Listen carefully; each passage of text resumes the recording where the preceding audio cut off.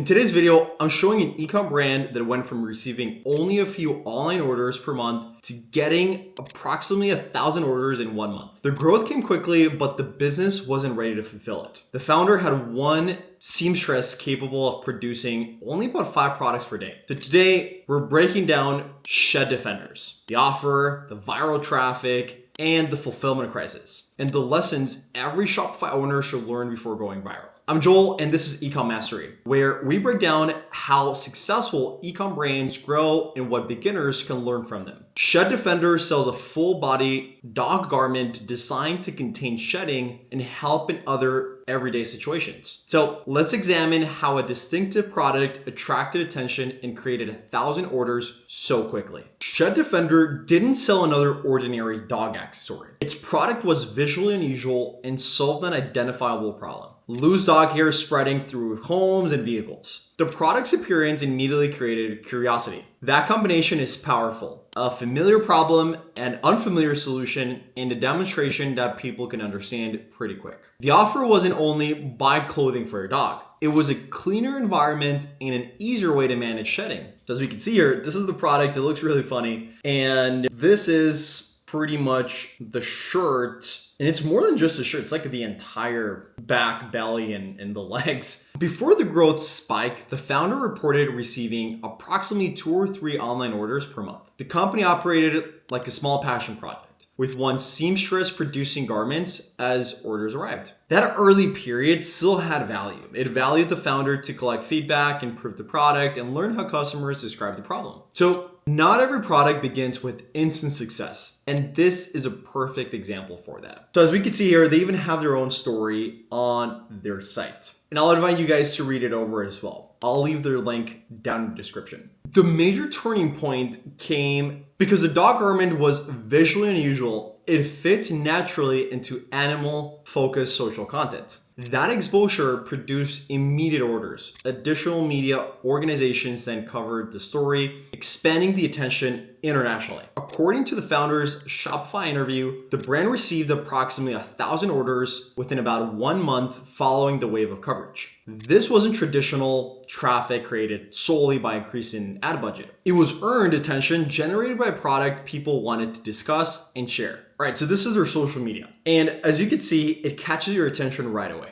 You're wondering, what is this? What is this shirt? It looks really funny. And this is what it actually creates: a lot of momentum, and it creates a product and a brand to go viral. So the look, it's funny, but the solution, it's what's actually more convenient to a lot of their clients. So as we can see here, they're doing really well on social media, and this is only their Instagram. They have a lot of reviews and social media pictures as well on their website. So that tells you that a lot of clients and just people with their product, with their dogs, are sending pictures because they really like it. So the product was instantly understandable in an image or a short video. People could see that a dog wearing the garment and immediately have the reaction. It also had a clear story. An inventor created an unusual solution to a common pet owner problem, which is shedding. And media outlets weren't only covering a product. They were covering an interesting idea and the founder's story. This is an important lesson for small stores. Ask why someone would share your product even if they weren't ready to buy today. A useful product might generate sales, but an interesting product and a story can generate conversations that lead to just more traffic.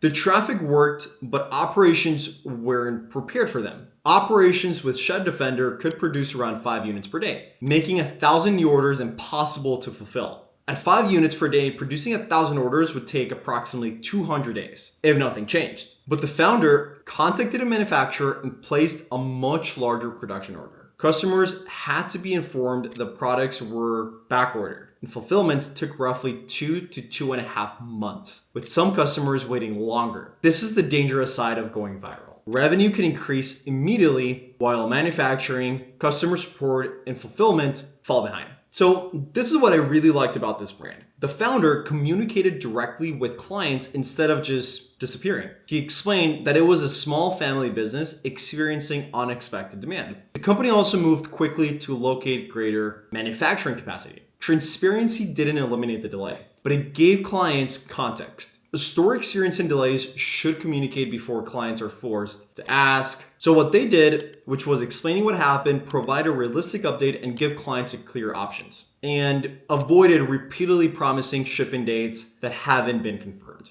So here's why Shed Defender reached the milestone. First, the offer solved a recognizable problem with a distinctive product. Second, the traffic came from highly relevant viral coverage that spread to additional media outlets, and those were generally from social media. Third, fulfillment nearly became the weak point because production capacity hadn't been designed for that level of volume. Getting orders is only one part of ecom. The business must also be capable of delivering what it sells. A successful ad or viral article can create demand overnight, but suppliers, inventory, customer service, and fulfillment must be ready to handle it. So here's my advice. Don't copy the product, copy the principles. Create a clear use case, demonstrate it visually, develop a shareable story, and make sure you have suppliers handy before aggressively scaling traffic. Ask your supplier how many units they can ship daily, what happens during a sudden increase, and how quickly inventory can be replenished. Also, create a customer communication plan before a problem occurs, either with email or SMS. Now, if you want to build your own e-com store, I'll leave down my Shopify affiliate link so you can start building your own